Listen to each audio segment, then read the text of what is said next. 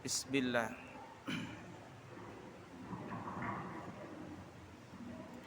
Bismillahirrahmanirrahim. Assalamualaikum warahmatullahi wabarakatuh. Alhamdulillahi rabbil alamin. Allahumma fasalli wa sallim ala sayyidina wa nabiyyina wa maulana Muhammadin wa ala alihi wa ashabihi wa azwajihi wa dzurriyyatihi wa man tabi'ahum bi ihsanin ila yaumiddin, amma ba'du. Kembali kita melanjutkan pelajaran kita di dalam kitab Riyadhus Shalihin yang dikarang oleh Al-Imam Abu Zakaria Yahya bin Sharaf An-Nawawi Asy-Syafi'i Al-Asy'ari radhiyallahu taala anhu. Dan masih kita membahas bab muraqabah. Naik sini. Di atas. Bab muraqabah, merasa selalu diintai oleh Allah. Muraqabah itu selalu dekat, selalu diintai oleh Allah.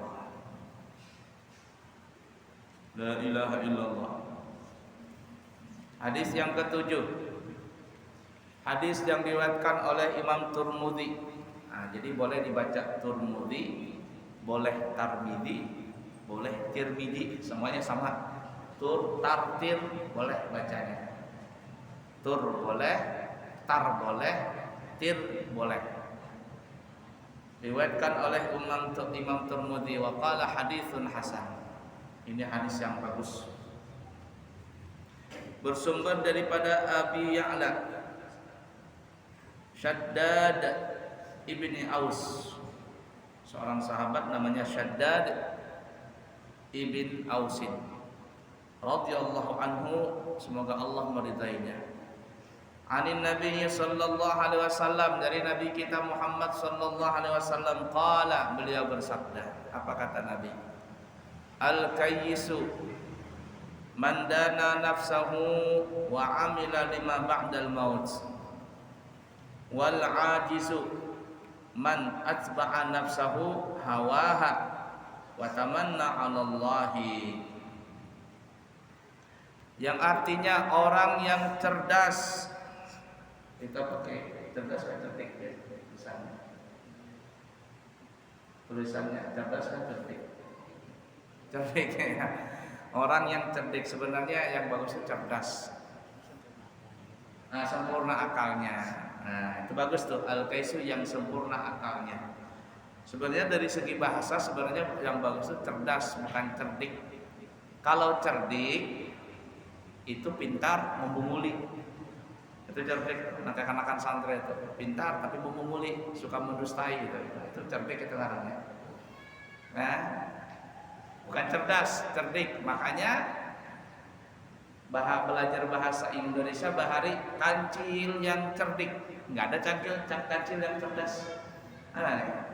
Kancil yang cerdik bisa membunguli harimau, bisa membunguli apa namanya itu buaya. Nah, cerdik dia. Jadi kalau ada manusia nang akal-akali, itu bukan pintar, bukan cerdas, cerdik. Nang pejabat-pejabat nang suka korupsi, cerdas kan dia? Nah, cerdik. Cerdik, bisanya itu nah dia korupsi bebas dari penjara. Cerdik ngarannya, bukan cerdas. Nah, jadi yang di sini bagusnya yang sempurna akalnya adalah cerdas. Bermula orang yang cerdas itu yang bagaimana kata Nabi? Yaitu orang yang selalu menjaga dirinya dan beramal untuk bekal sesudah mati. Beramal untuk sesudah mati. Menjaga diri. Jaga diri apa? Jaga diri dari apa saja yang bisa menghinakan dirinya, baik di hadapan manusia apalagi di hadapan Allah. Perbuatan maksiat itu merendahkan dirinya. merendahkan martabat dirinya di hadapan manusia, apalagi di hadapan Allah. Nah, ada juga tidak berbuat maksiat, tetapi itu tidak elok dipandang oleh orang pada umumnya. Umpama seorang santri mesti berlakuan baik, akhlaknya baik, ucapannya baik, tapi ternyata tidak sesuai dengan gelar santrinya. Beda anak santri dengan anak yang di luar alias bukan pesantren, beda. Kalau ada seorang santri akhlaknya lebih jelek daripada anak yang bukan pesantren, itu namanya santri pecundang, pembualan. Cuman bajunya aja gamis, bebolang bisa, tetapi berokokan, hina sekali. Hina. Nah, itu. Nah, walaupun ya, mungkin itu dipandang pada umumnya orang biasa saja, tapi kalau bagi orang yang sudah mempunyai martabat di sisi manusia, apabila melakukan perbuatan itu dianggap hina, maka jauhi perbuatan tersebut, apalagi sampai berbuat dosa, tambah parah lagi. Yang menjaga diri, mandana nafsahu, menjaga diri, memelihara diri dari apa? Perbuatan yang bisa merendahkan martabatnya, baik di hadapan manusia, apalagi di hadapan Allah Ta'ala. Namun yang terpenting adalah di hadapan Allah. Merasa miskin di hadapan Allah baik. Merasa miskin di hadapan Allah baik. Karena kalau dia merasa miskin di hadapan Allah, maka dia akan kaya di hadapan manusia. Pasti kaya di hadapan manusia. Merasa hina di hadapan Allah, kalau dia merasa hina dengan perasaan banyak dosa di hadapan Allah, maka dia akan mulia di hadapan makhluk. Nah, itu tuh. Rendahkan diri di hadapan Allah. Takutkan diri kepada Allah. Bagaimana takut kepada Allah? Takut kepada Allah beda dengan takluk kepada makhluk Allah Ta'ala. Ada seseorang takut kepada ular, beda seseorang takut kepada Allah dengan takut seseorang kepada ular. Kalau orang takut kepada ular, malah mendekat atau menjauh? Menjauh, ada ular, lari, jangan dekat, bahaya. Ada harimau, dia takut dengan harimau, jangan dekat dengan harimau, kalau diterkamnya jauh. Tapi kalau takut kepada Allah, mendekat atau menjauh? Mendekat. Taqarruban ila Allah, mendekat kepada Allah. Bagaimana cara mendekatnya? Kerjakan perintah Allah, tinggalkan larangan Allah. Apa saja? Larangan Allah itu apa saja?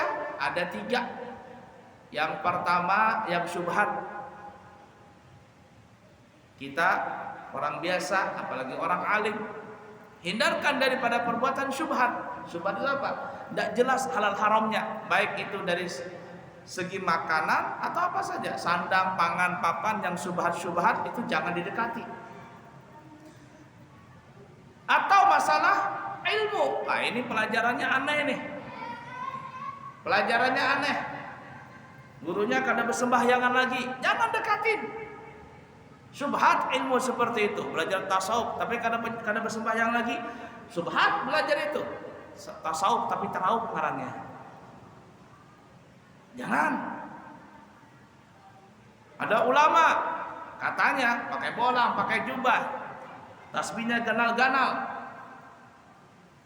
dihormatin di sana sini, tapi akhlaknya tidak baik, jangan dekatin.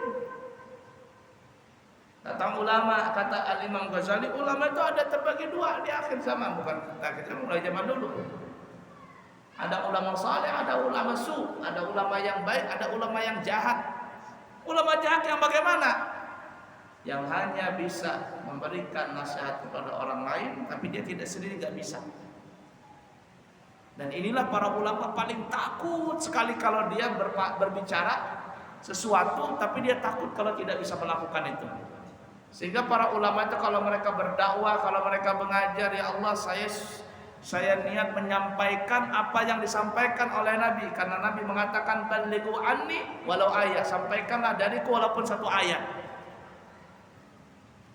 Tapi aku bukan hanya menyuruh orang, tapi niat untuk menasihati diri sendiri. Jadi terlepas daripada orang yang suka menasihati orang lain tapi dia tidak mau melakukannya. Beda dengan ulama kepingin melakukan itu. Nah, itu ulama yang baik. Berbeda ulama yang baik dengan ulama yang jahat. Kalau ada ilmu yang syubhat, jangan diikutin. Jangan diikutin. Selesai. Itu syubhat. Atau yang makruh, baik segi sandang, pangan, papan, jangan. Atau ulama, ada ngaku ulama tapi suka melakukan perbuatan yang makruh, jangan diikutin. Guru kita mengajarkan, ikutilah ulama-ulama yang akhlaknya baik, ilmunya tinggi, akhlaknya baik. Tapi dari semua itu adalah akhlak dulu yang diutamakan. Al-adab fauqal ilm. Adab itu lebih tinggi daripada ilmu. Quddimal adab qabla al-ilm. Adab lebih diutamakan daripada ilmu. Jangan ikutin ulama-ulama yang suka melakukan perbuatan-perbuatan makruh. Begitu juga sandang, pangan, papan. Apalagi perbuatan yang ketiga, perbuatan haram. Jangan diikutin, jangan dilakukan. Nah, ini larangan Allah yang syubhat, yang makruh, apalagi yang haram. Kalau ada orang melakukan itu, maka dia telah merendahkan dirinya di hadapan makhluk, apalagi di hadapan Allah. Jadi dekat kepada Allah, takut kepada Allah dengan berdekat, meninggalkan larangan Allah, syubhat, makruh, haram. Lalu apa yang kedua? Mengerjakan perintah Allah.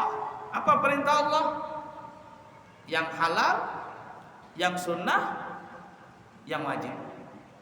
Kalau dia halal, boleh nih, kerjakan.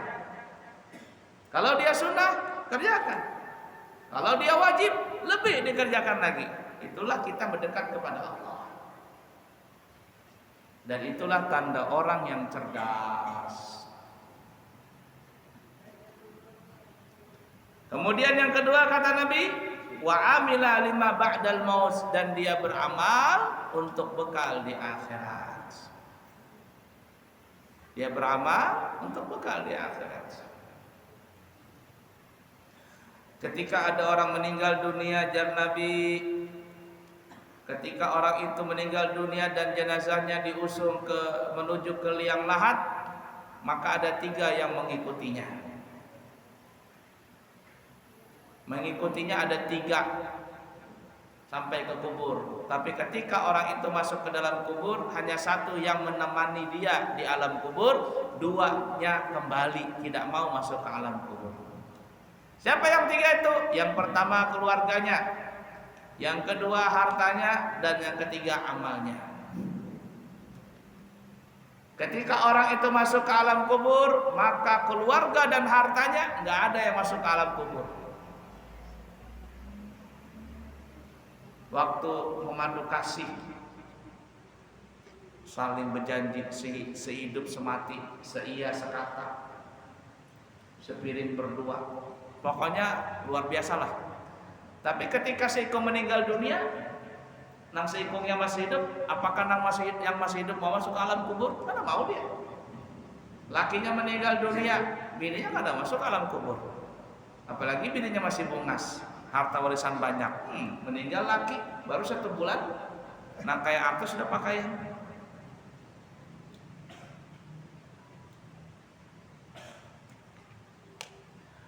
Harta dan keluarga kembali, alias tidak masuk ke alam kubur. Hanya 1 yang masuk alam kubur, siapa tuh? Amal. Jadi jar ulama nang mengerti, sebenarnya kita di alam kubur itu tidak sendirian. Zahirnya kita sendirian di alam kubur, tapi ya sebenarnya secara maknawi, secara abstrak itu kita ada teman. Siapa itu? Amal. Jar Nabi itu dia ditemani dengan amalnya, amal yang masuk ke alam kubur. Dan amal itu terbagi dua. Ada amal saleh, amal yang baik, ada amal taleh, amal yang jahat. Amal saleh yang baik, ada amal taleh huruf ta, amal jahat. Kalau kita pernah melakukan amal saleh, maka amal itu akan menemani kita di alam kubur.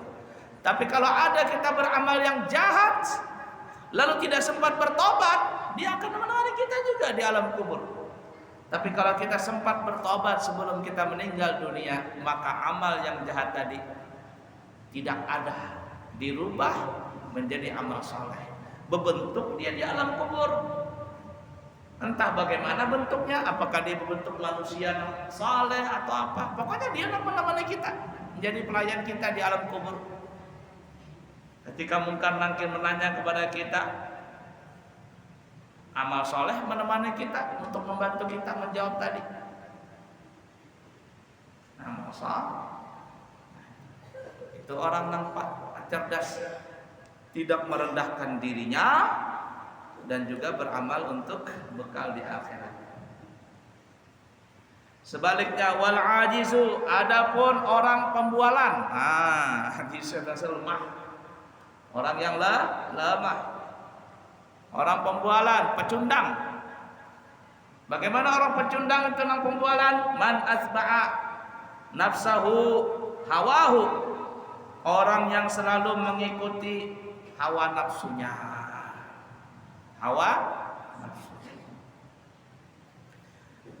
Wallahu alam, ada yang mengatakan ketika Allah Subhanahu wa taala menciptakan dua makhluk abstrak, yaitu akal dan nafsu.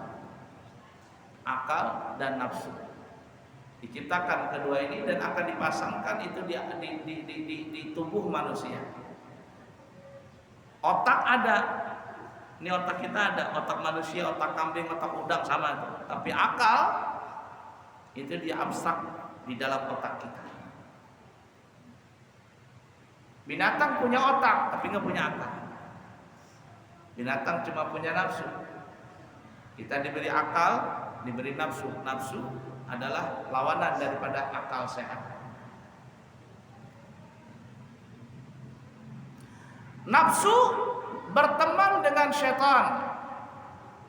Akal berteman dengan malaikat. Dan dia merebutkan satu anggota di tubuh kita, yaitu hati. Lubuk hati itu.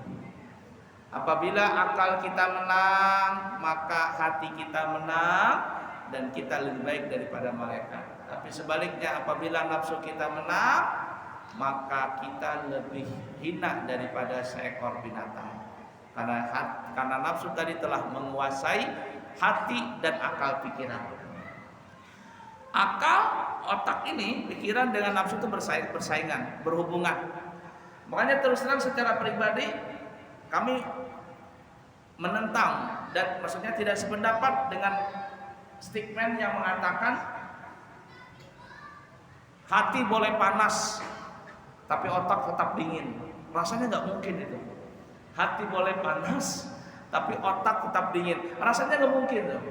Kalau hati tetap boleh panas, otak tetap dingin, itu orang stroke namanya itu. Karena orang stroke itu nggak bisa apa-apa. Hati boleh marah, tapi di sini nggak bisa berkembang otaknya. Kalau otaknya marah, hatinya marah. Hatinya dingin, otaknya dingin. Itu pasti berkaitan ini. Hati dengan otak ini berkaitan. Dan ini ada dua musuh bebuyutan antara akal dengan hawa nafsu. Kalau akalnya menang, akalnya menang, maka dia akan menguasai otaknya dia dan juga menguasai hatinya dia. Jadilah dia lebih hebat dari malaikat. Tapi kalau seandainya nafsunya yang menang, maka dia menguasai pikiran otaknya, pikiran akalnya dan juga hatinya, maka dia lebih hina daripada binatang. Ketika Allah Subhanahu wa taala menciptakan dua makhluk ini, makhluk abstrak yang tidak bisa dilihat oleh mata kepala tapi bisa dirasakan. akal dengan nafsu tadi. Allah panggil si akal tadi, ya akal, man ana wa man anta. Akal, siapa saya, siapa kamu? Aku siapa, kamu siapa? Maka akal tadi mengatakan, anta rabbi wa ana abduka. Engkau adalah Tuhanku dan aku adalah hambamu. Akal bermain di situ. Sekali aja dinasihatin, mau dia. Tapi kalau hawa nafsu sudah menguasai diri manusia, aneh. Gimana caranya? Coba lihat, Allah berkata kepada nafsu, nafsu dipanggil, ya nafsu.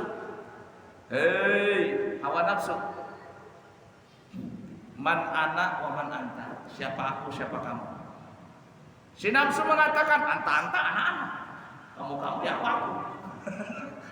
Padahal sudah tahu nih, dia diciptakan oleh Allah. Tapi dia masa bodoh. Kamu ya kamu, aku ya aku. Nafsu. Lalu Allah masukkan nafsu tadi dalam rangka 100 tahun dilebur dalam api neraka. Dikeluarkan setelah itu. Tanya lagi, ya nafsu. Kalau pam dia jerah. Ini kan Allah menguasai, masukkan dalam neraka supaya jerah nih. Disangsi nih, tapi gak paham juga nih manusia. Karena saking menguasai nafsunya sudah. Dipanggil sama Allah. Bangkit lagi. Dimandiin nafsu tadi. Kembali utuh. Tanya, ya nafsu. Man anta wa man anta. Nafsu, siapa kamu, siapa aku? Si nafsu bilang, anta. Aku ya aku, kamu ya kamu. Kedua kali. Tanya, lembur lagi ke dalam neraka. Masuk lagi. Sanksi kedua nih. Di skorting sudah nih. Kalau santri skorting sudah, karena santri banyak skorting yang merokok atau sahibul dufan itu. Skorting. Nah, masuk neraka 100 tahun. Kemudian dikeluarkan lagi, dicuci, dibersihkan. Dipanggil lagi. Ya nafsu, man anta wa man ana. Siapa aku, siapa kamu? 2 kali sudah. Ada yang mengatakan 3 kali sudah masuk neraka, baru Samsu berkata, anta rabbi wa ana abduka. Nah, engkau adalah Tuhanku, aku adalah hambamu. Tapi 2 kali sudah kena sanksi. Yang ketiga kali tidak mau, diampihi sudah. Paham itu? Itu nafsu seperti itu.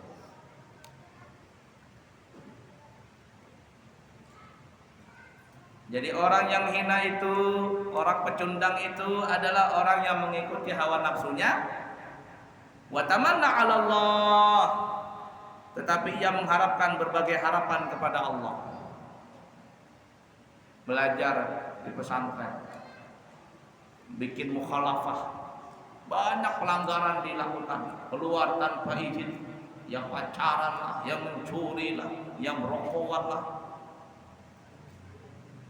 Lalu cita-citanya mau jadi kiai, jauh harapan. Mau jadi kiai, tapi banyak bikin mukhalafah, jauh dari harapan tadi. Cita-citanya mau jadi ulama besar, tapi banyak bikin mukhalafah.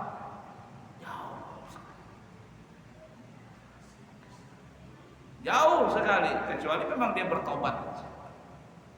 Tapi kalau masih aja mengikuti hawa nafsunya, itu dibuat tamanna 'ala Allah. Mengharapkan kepada Allah terlalu banyak, yaitu jangan orang kita tuh ya, gandal pasak daripada tiang. Keinginan besar, kemampuan gak ada. Tidak sesuai dengan perilaku. Itu sama juga orang kepengen jadi wali kota, tapi lulus SD aja gak bisa, membaca tulis gak bisa. Cita-citanya hendak jadi wali kota, apalagi hendak jadi presiden. SD aja kada lulus, membaca menulis kana kawa, cita-citanya jadi presiden. Itu namanya tamanna. Tamanna mencita-cita yang tidak mungkin berhasil. Orang sudah tua, kena penyakit dur, apa dur? Uban bahambur, mata kaur, jalan tundur, kulit lantur, nang di bawah, nang di bawah apa? Luntur. Mencita-cita ingin jadi muda lagi, bisa? Nah. Kalau aku muda lagi, mana bisa muda? umur sudah. Nah begitu juga orang tadi nggak bisa baca, nggak bisa nulis, hendak jadi wali kota, apalagi jadi presiden, nggak mungkin. Jadi santri banyak mukhalafah, sholat nggak mau, berjamaah nggak mau, sekolah halabah nggak mau, ikut ujian nggak mau, cita-cita mau jadi kiai, pakai bolang, pakai jubah. Kalau pakai bolang, pakai jubah, Abu Jahal, Abu Lahab, jubah, bolang juga sama aja. Ada usah jauh-jauh. La ilaha illallah. Nah itu perbedaan. Orang cerdas menjaga dirinya untuk tidak melakukan, untuk menjauhi dirinya agar tidak melakukan perbuatan yang bisa merendahkan dirinya, baik di hadapan makhluk apalagi di hadapan Allah. Dan dia beramal untuk bekal di akhirat. Tapi bagi orang pecundang, dia mengikuti hawa nafsunya dan terlalu banyak mengharap kepada Allah, tidak sesuai dengan harapan, perilaku dengan harapan itu berbeda. Hadis yang ke-8, hadis Imam Tirmidzi.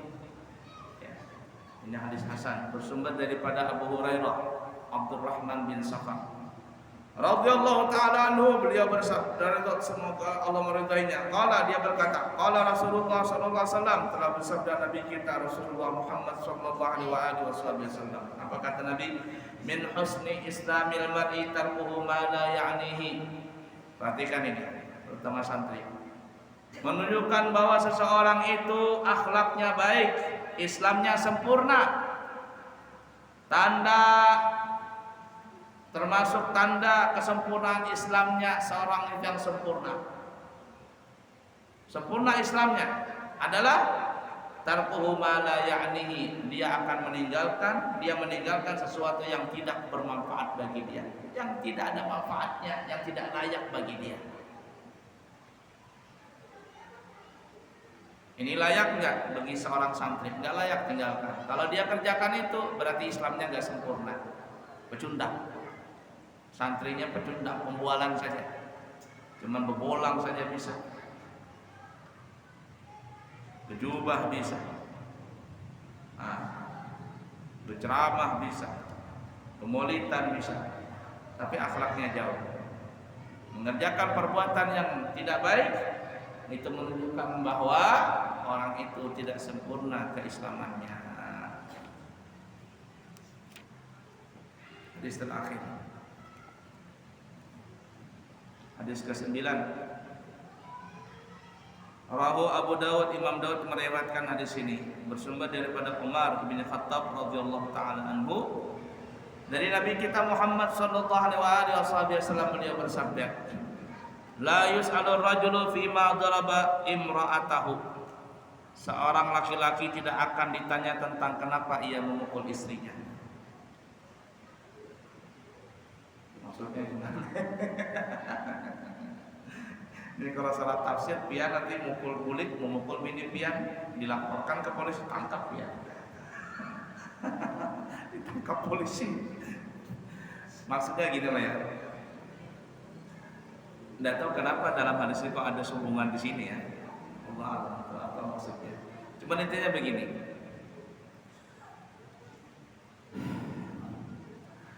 Seorang anak itu bisa durhaka kepada orang tuanya. Seorang istri bisa durhaka kepada suaminya. Tapi kebalikannya, orang tua bisa nggak durhaka kepada anak? Nggak bisa. Seorang suami bisa nggak durhaka kepada istrinya? Nggak bisa. Tetapi kalau orang tua tidak layak menjadi orang tua dalam pandangan Islam, maka statusnya itu bukan dikatakan durhaka, tetapi dia zalim kepada anaknya.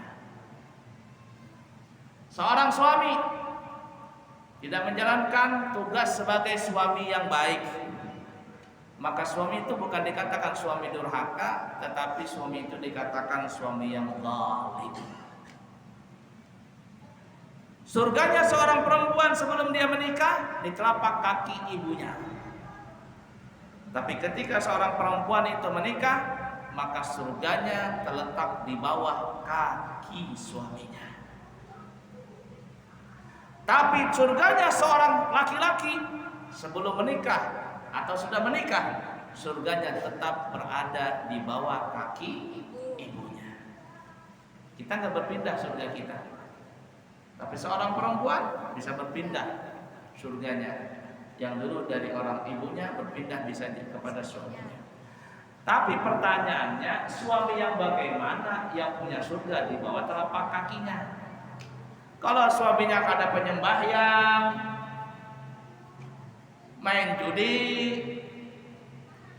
mabok-mabokan, begawe kada hakun, nongkrong, nggak ada surga di bawah kakinya. Lebih baik berbina itu cari surga yang lain aja sudah.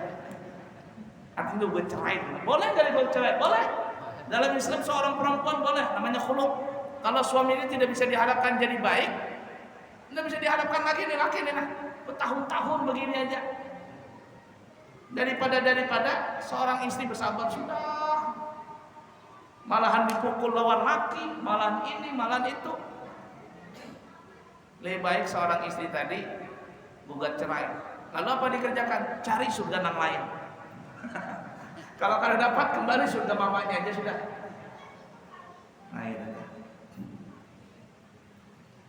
Nah, ini hadis menunjukkan bukan berarti kalau suami itu boleh mukul istrinya. Artinya gini loh ya.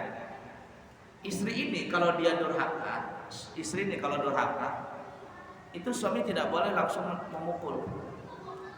Ada tahapannya. Apalagi zaman sekarang, jangan mukul istri. Kata Nabi, kata Siti Aisyah, Rasul selama menikah tidak pernah mukul istrinya. Tidak pernah. Itu adab Rasulullah. Khairukum linisaikum. Sebaik-baik kalian wahai laki-laki adalah orang yang paling baik terhadap istri-istrinya. Jadi laki-laki yang baik itu kalau dia bisa berbuat baik kepada istrinya, itulah laki-laki yang baik. Tetapi kalau dia mendapatkan istri yang durhaka, tidak boleh langsung memukul. Ada tata caranya. Yang pertama, tegur, nasihat dulu. Jangan takut jadi laki-laki, jadi suami penakut. Istri berbuat salah, berdiam.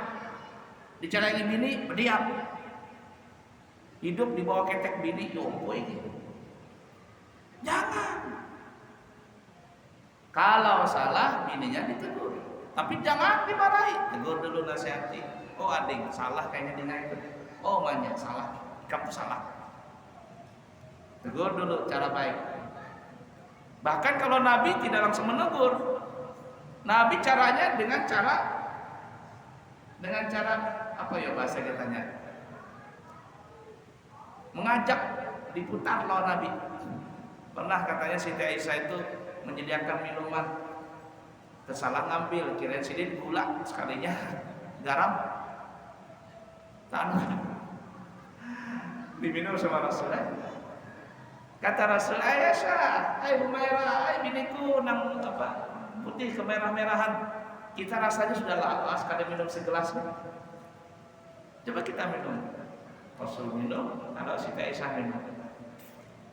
Terkajut Siti Aisyah, menangis Siti Aisyah. Kata Rasul, ada apa? Kata Siti Aisyah, maafkan aku ya Rasulullah, karena aku tidak bisa membedakan yang mana garam, yang mana gula. Enggak apa-apa. Tapi Siti Aisyah pintar. Enggak sekali itu berbuat, cuma sekali sudah selesai. Sampai kan? Nah, belum tutup lagi nah. Kira-kira. Nah itu bisa. Kada bisa ditegur dengan lisan, kada bisa ditegur dengan lisan, maka boleh pisah ranjang dulu. Tapi harapan bini banyak kada boleh masuk rumah, malah lakinya diusir. Ada tahapannya bisa ranjang. Kalau kada bisa ranjang, boleh ke orang tuanya dulu, dipulangkan ke orang tuanya, dan tidak sampai memukul. Tapi kalaupun seandainya memukul istri tadi yang durhaka, Maka kata ulama tidak boleh memukul di bagian yang berongga, kepala, leher, dada, pusat, selangkangan, nggak boleh. Mukulnya di daerah yang banyak daging, telapak tangan, betis, telapak kaki boleh. Itu pun pukulan sayang, cek begitu.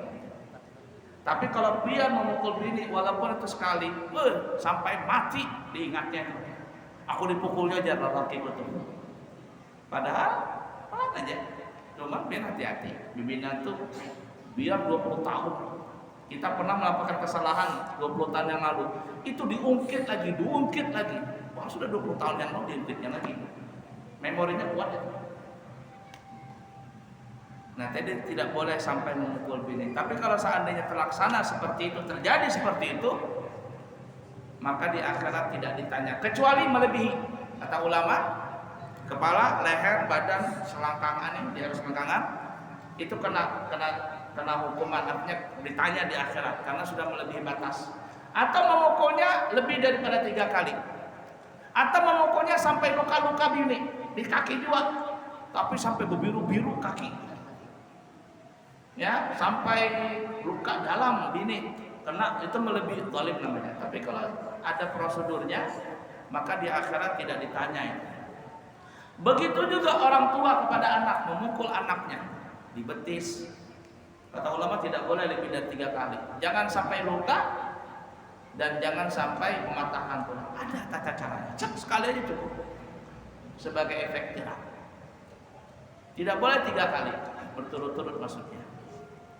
Ada tata caranya. Nah, semuanya panjang lebar, cuma waktunya sedikit lah. Ya ala kulli hal seperti itu. Nah, jadi kalau ada orang tua atau suami, dia tidak ditanya kalau dia memukul anaknya tadi. Kenapa? Karena dia niatnya mendidik, tapi ada prosedurnya. Begitu juga sebenarnya seorang guru. Seorang guru itu sebenarnya tidak ada larangan untuk memukul santrinya. Ya, tidak ada larangan untuk memukul santrinya asalkan mengikuti prosedur yang ada. Polisi aja boleh mukul. Dapat polisi maling itu. Bengkok-bengkok, pung-pang. Itu bukan prosedur, memang bengkak-bengkak. Nanti ditanya kenapa kamu dipukulin? Kamu dipukulin, udah berani ya polisi memukulin? Dipukulin penjara. Kalau dipukul polisi ditambahin hukumannya. Ya lah, kalau lihat seperti itu. Minta maaf lah ayat batin. Semoga kita bisa mengamalkannya. Subhanakallahumma bihamdika asyhadu an la ilaha illa anta astaghfiruka wa atubu ilaika. Wa akhiru kalam. Wassalamualaikum warahmatullahi wabarakatuh. Nggih, minggu majelis salim. Minggu ini di Ampura majelis salim jam 9 pagi. Jam 9 pagi, hari Ahad jam 9 pagi. Allahumma inna nastaudika hadhihi al-ma'lumat ma ta'allamna min ulumiddin fa'arjiha ilayna kullama nahtaj ilayha wa ja'alna minal 'amilin bima 'allamtana. Wa sallallahu ala sayyidina wa maulana Muhammadin wa ala alihi washabbihi wasallam. Walhamdulillahi rabbil alamin. Taqabbalallahu minkum.